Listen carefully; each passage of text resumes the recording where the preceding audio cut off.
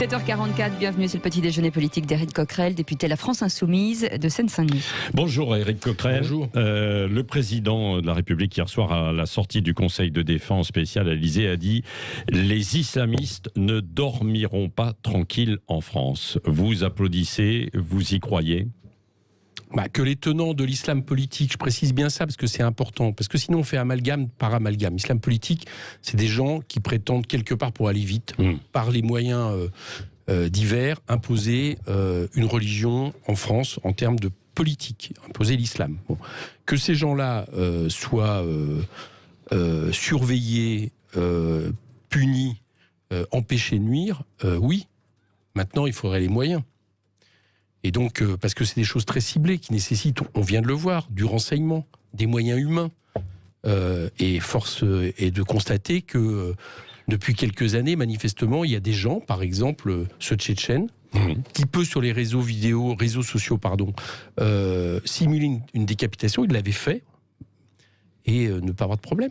Alors que c'est un réfugié politique tchétchène. Donc il y a bien un problème. Il y a des failles au niveau de la surveillance, notamment de l'État, quoi. Notamment c'est ce que je constate. Oui. C'est ce que je constate. Donc il y a peut-être à revoir là où on oriente les forces de police, de voir quelles forces sont nécessaires pour faire du renseignement.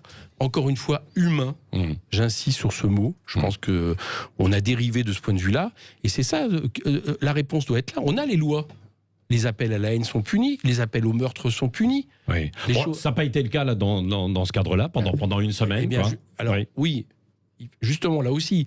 C'est-à-dire qu'il y a une différence entre des parents qui sont d'une religion et qui s'interrogent sur, à un moment donné, ce que fait un enseignant de manière comme ça, en le disant, et puis d'autres qui donnent carrément le nom d'un enseignant pour le pointer avec des propos qui ont été tenus. Donc il faut arriver à faire la différence. Il n'y a pas, Éric Coquerel, il n'y a pas qu'un parent, là, en l'occurrence, puisqu'il y a un militant islamiste. C'est ce dont je vous parle. C'est ce dont je vous parle. Et là, justement. Et là, manifestement, là aussi, apparemment, on me dit, moi je suis comme vous, je lis la presse, on me dit que les renseignements territoriaux avaient remonté ce danger. Qu'est-ce qui a été fait ? Pourquoi ? Je me pose la question, pourquoi pendant une période, au moins jusqu'au congé, on arrivait au congé, vous vous rendez compte pourquoi ce collège n'a pas été protégé ? Pourquoi cet enseignant n'a pas été protégé ? Bon, donc, voilà, moi je m'interroge et je ne mets aucun doigt accusateur, mais je dis que si on... Attention aux grands mots, les islamistes ne dormiront pas tranquilles, etc. Il faut se donner les moyens, et ça c'est du concret. Le ministre de l'Intérieur, Gérald Darmanin, a parlé d'expulsion hier. Est-ce que par exemple, Abdelhakim Sefrioui devrait être lui-même aussi expulsé ? Si quelqu'un est... s'il est prouvé que quelqu'un a manifestement fait de l'appel à la haine, fait de l'appel promeut une idéologie qui est celui justement d'un islam politique, oui, bien sûr que ça peut se poser. Je veux dire, on n'a jamais été pour faire en sorte. Vous avez quand même un peu changé de doctrine, non, Éric Coquerel ? On a l'impression, à un moment donné, vous avez manifesté avec le collectif contre. Évidemment. Non, vous ne le regrettez pas ? Non, j'ai pas manifesté. Sachant. D'accord. Alors, mais si, je reviens là-dessus. Bien sûr. Mais je ne regrette pas. Je vais vous dire une chose. Là, vous m'avez interrogé sur ce qu'il faut en termes de force de police. La deuxième chose qu'il ne faut pas donner comme victoire à ces gens-là, c'est toute division, tout amalgame, toute discrimination dans le pays. Et en même temps. C'est vrai que sous la poussée de l'extrême droite, qui malheureusement, idéologiquement, culturellement, a pris des parts de marché, j'irais dire, dans différents domaines, il y a un racisme anti-musulman. Il y a un racisme anti-musulman. Et quand quelqu'un subit un attentat devant une mosquée... Laissez-moi finir. Mais c'est contre l'islamisme. Laissez-moi finir. Vous m'interrogez sur... Non, mais c'est vrai. Vous m'interrogez sur nos voix. Oui, allez-y. Quand il y a un attentat devant une mosquée, que le chef de l'État, que le préfet, qu'aucun ministre ne se déplace, qu'il n'y a pas un appel, à se rassembler aussi pour dire on ne touche pas à un de nos concitoyens musulmans parce qu'il est musulman. Eh bien, à partir de là, il nous paraît normal d'aller manifester avec la CGT, la FSU qui a organisé le rassemblement hier, j'espère que vous allez leur poser la question, etc. Dans un appel, moi je veux dire, il y a plein de gens qui nous en parlent qui n'étaient pas là. Ce jour-là, il y avait 95% de gens. Mais vous savez quel était le slogan le plus repris ? Laïcité, on t'aime, il faut nous protéger. Et à la fin de cette manifestation, c'est la Marseillaise, c'est pas des prières qui ont été faites. Donc qu'on arrête. Nous, on est bien dans les deux cas. On est bien pour dire à la fois, il faut sévir pour empêcher l'islamisme politique de se révéler dangereux.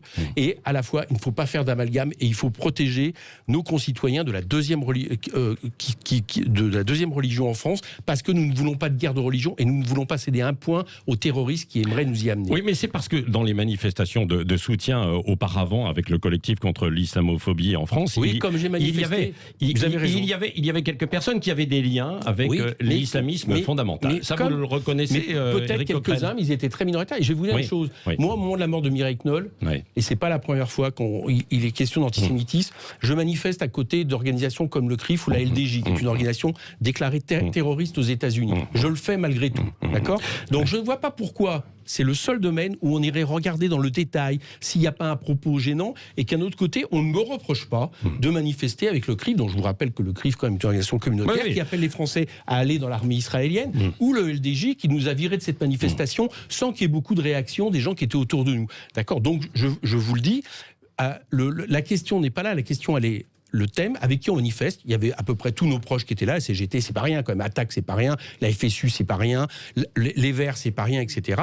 Et ce qui m'apporte, c'est que les gens qui étaient là, c'est des gens qui avaient la trouille, qui étaient contents qu'on réagisse avec eux. Et je crois que c'est important pour justement le ciment de notre pays, le ciment de notre nation. Oui, mais le ministre de l'Intérieur, quand même, Gérald Darmanin, avait lui-même dénoncé des liens de la France insoumise avec cet islamo-gauchisme. Et là, vous lui répondez quoi ? Moi, vous savez, aujourd'hui, l'islamo-gauchisme tel qu'il est utilisé à l'heure actuelle par M. Darmanin et autres, ça me fait penser à judéo-bolchevique dans les années 30. Voilà ce que je pense. Je pense qu'il faut faire très attention. Pourquoi Attendez, parce qu'aujourd'hui, l'islam est une religion qui subit un véritable racisme, je vous le dis, en tant que religion, comme l'a été, à un certain moment, avec une autre ampleur évidemment, la religion juive. Mais n'empêche, elle subit. Il y a un arrêté récent de la Commission européenne qui met en place un comité, je ne sais pas si c'est un comité, mais vous me comprendrez, sur cette question à la fois de l'antisémitisme et de l'islamophobie. Donc vous voyez bien qu'il y a un problème qui monte par rapport à ça. Et quand il y a des gens qui répliquent de ce type-là, simplement parce que nous estimons que nous devons toujours être aux côtés de ceux qui se font discriminer dans un pays, alors Manuel Valls, par exemple, vous a tapé dessus. Qu'est-ce que nous refusons ce genre de terme, et je le trouve particulièrement insultant. Et je trouve que M. Darmanin, en l'espèce, monte les gens les uns contre les autres. Aujourd'hui, ce qu'il faut, c'est pas ça. Aujourd'hui, c'est qu'il faut faire face à la menace et faire nation sur les principes. On a compris votre distinction, mais tout le monde ne l'a pas compris. Manuel Valls, l'ancien ministre de l'Intérieur, justement, a dit que vous avez eu une grande complaisance à l'égard de l'islam politique. Non, mais pas Valls, quoi. C'est insupportable. Pourquoi Parce que nous, on a gouverné le pays. On a été signé 10 milliards de contrats avec l'Arabie Saoudite en 2015. On a, on a été Premier ministre, on a été ministre de l'Intérieur de ce pays. Non. Alors, il est royaliste en Espagne, raciste en France, que je vous rappelle que Manuel Valls, il y a peu de temps, a expliqué que l'islam était un problème, pas l'islamisme. L'islam était un problème, et il nous fait des leçons. Non, mais il faudrait mieux. Il est conseiller municipal de Barcelone, je ne comprends pas pourquoi, en quelques jours, il se prétend ministre de l'Intérieur, ministre de l'Éducation, etc. Et je trouve qu'il fait mal, parce qu'il fait exactement ce que les terroristes attendent. Se diviser, faire des attaques de ce type bassement politicienne pour avoir le droit à l'accès à quelques médias. Franchement, il ferait mieux. Et je vous assure qu'à Ivry, en termes de flatter le communautarisme, il était pas mal, Manuel. Jean-Luc Mélenchon a dénoncé de manière très claire un problème tchétchène hier. Il faut s'interroger sur, visiblement, les Tchétchènes en France. Qu'est-ce qu'il entend derrière ça ? Ce qu'il entend, c'est assez simple. C'est qu'il y a eu des réfugiés tchétchènes qui sont venus à un moment donné, qui ont été acceptés en France, d'autant plus qu'ils étaient dits opposants politiques à Poutine. Alors, quand vous êtes opposant politique à Poutine, ça marche bien. Ils sont arrivés en France. On sait sur quoi ils étaient opposants politiques à Poutine. Ça avait un lien avec l'islamisme politique pour une part d'entre eux.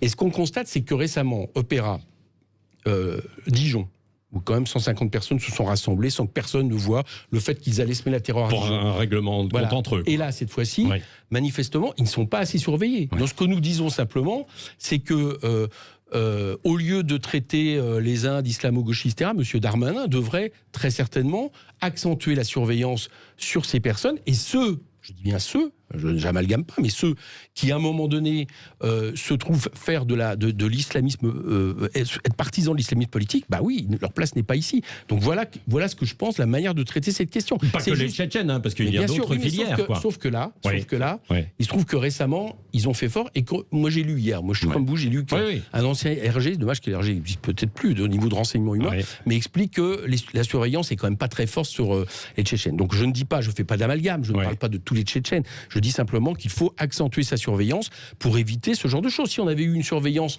de ce jeune de 18 ans, on aurait peut-être vu qu'à un moment donné, il mettait une vidéo simulant une décapitation. C'est pas très normal, quoi. Oui. Qu'est-ce qu'il faudrait faire devant les établissements scolaires? Parce qu'on parle là de mesures qu'il faudrait mettre en place à la rentrée. C'est une vaste question dans les établissements scolaires. Oui. Parce que vous savez, là, on parle d'un problème, évidemment, qui fait l'actualité. Mais moi, je vais vous dire, il y a d'autres problèmes. Il y a du trafic de drogue, par exemple, autour des établissements scolaires, qui pourrissent la vie des établissements scolaires, des enseignants, des élèves qui sont dedans.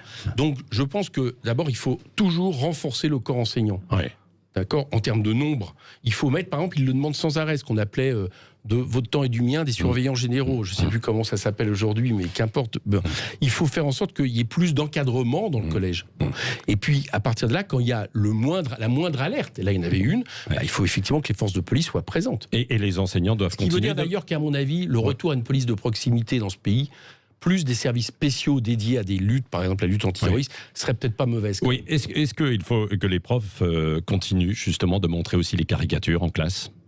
Si les profs, si c'est dans un cours pour pouvoir faire en sorte que l'esprit critique des jeunes citoyens soit soit renforcé, l'émancipation, c'est aussi à ça. C'est ça l'objectif, non ? Oui, évidemment, c'est le droit de... Mais vous semblez émettre, Éric Coquerel, une petite réserve. Non, pas du tout. Pas du tout. Oui. Donc les profs doivent continuer. Toute caricature, quelles que soient les religions, à partir du moment où c'est fait dans un projet pédagogique, et manifestement, c'était le cas de cet enseignant, d'après ce que j'ai lu.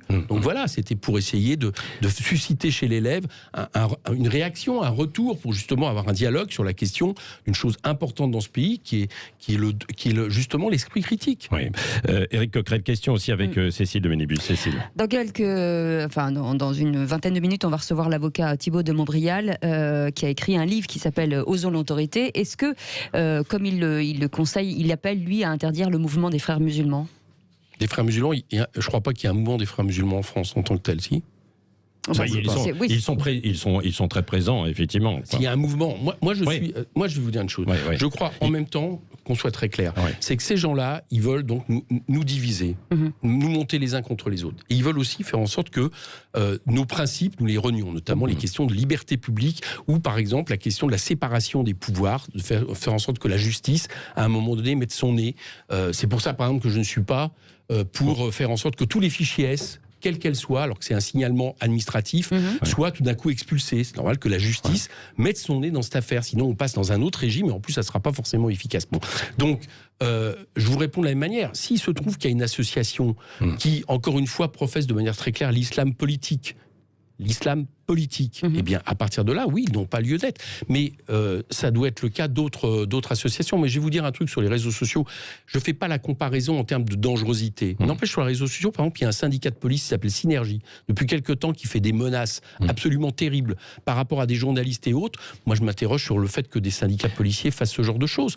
Donc, il faut mettre tout à plat dans ces cas-là. Bien regarder qu'est-ce qu'on fait, pourquoi on interdit un tel, que personne ne sente une différenciation de traitement du fait de sa religion. Voilà ce qui m'apporte, parce qu'encore une fois, je ne veux pas donner un point aux terroristes. Oui, les fichiers S étrangers, là, il faudrait les expulser ou pas ?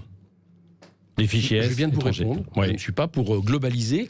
Non, mais c'est ça. Donc, vous êtes pour l'expulsion de certains et le maintien d'autres. Non, c'est pas ça. Je suis pour faire en sorte que on ne considère pas de manière globale des gens qui ont été signalés administrativement. Ça ne veut pas dire qu'il y a une preuve sur le fait qu'ils fassent et qu'on ne passe pas directement de la case administrative à la case expulsion. Il y a une justice. Donc, il faut certainement, par contre, donner des moyens à la justice, au renseignement. Moi, je vais vous dire une chose.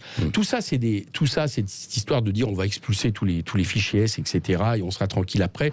Moi, s'il y a des gens qui veulent en France porter la haine terroriste, ils sont très minoritaires, ils continueront à le faire. Donc, une fois de plus, c'est des questions de renseignement. C'est le fait d'aller faire en sorte que ces organisations-là ne puissent plus sévir, qui sont souvent des individus. Voilà. Le reste, je ne veux pas non plus toucher à ce à quoi je tiens, c'est-à-dire les libertés publiques. Voilà, il y a un compromis toujours à trouver, donc il faut le trouver. Et notamment, je pense que si tout d'un coup on décidait d'expulser tous les fichiers S, là on passerait à un seuil qui n'est pas positif. Remise en cause du droit d'asile peut-être ? Comment ça, la remise en cause du droit d'asile ? Comme Gérald Darmanin pourrait remettre en cause le droit d'asile. J'espère pas, parce que le droit d'asile se base sur des accords de Genève des années 50, auxquels la France souscrit, les grandes démocraties souscrivent. Non, c'est pas ça. C'est qu'éventuellement, il peut y avoir à un moment donné des critères sur lesquels c'est fait. On peut s'interroger sur tel personnes, par exemple je parlais des Tchétchènes, on peut peut-être s'interroger, est-ce que oui ou non, au nom de ce qu'ils avaient fait sur place, ils pouvaient avoir le droit d'asile. Mais c'est pas remettre en question le droit d'asile, parce que là, sinon où va-t-on, quoi. Oui, merci Éric Coquerel, député de la France Insoumise de Seine-Saint-Denis, a été l'invité ce matin de Sud Radio. Et dans un instant, le journal de 8h.